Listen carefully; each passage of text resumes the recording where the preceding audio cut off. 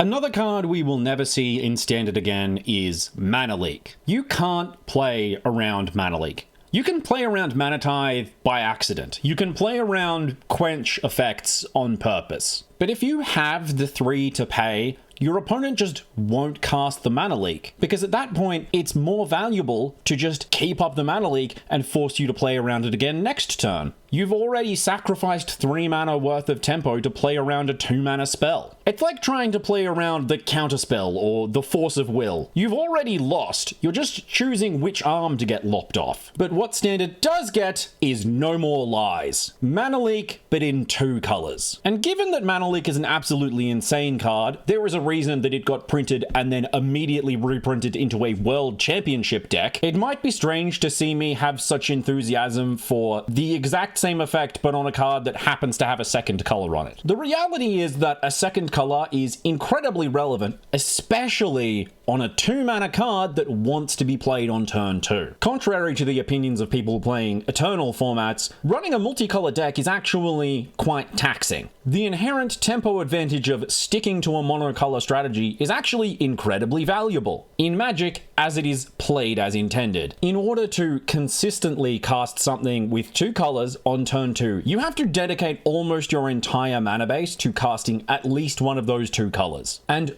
over half of your lands to casting each, which means you have a minimum number of lands that tap for both. Again, not as much of a deal in formats that just have fetch lands and triomes all the time. Shout out to Xander's Lounge into Blood Tithe Harvester and still having the mana to turn around and invoke Despair. Like and subscribe. These 2 mana multicolored effects are incredibly valuable not just for defining particular color identities, but also defining formats. 2 mana into 3 of something just scratches that satisfying part of your human brain. The only thing more satisfying than casting a turn 2 Watchwolf is casting a turn 2 Abrade to kill it. The threshold of 2 into 3 is the point in Magic design where the most trading up happens. Your 2 or 3 mana 3/2s trading with 3/3s and 4/3s, the backbone of a solid aggressive draft format. But the real design issue with No More Lies is that thing that we got to back at the start of the video, where the card can essentially do 3 mana worth of tempo damage without it actually being cast. This is the kind of thing that makes a format with Mana Leak in it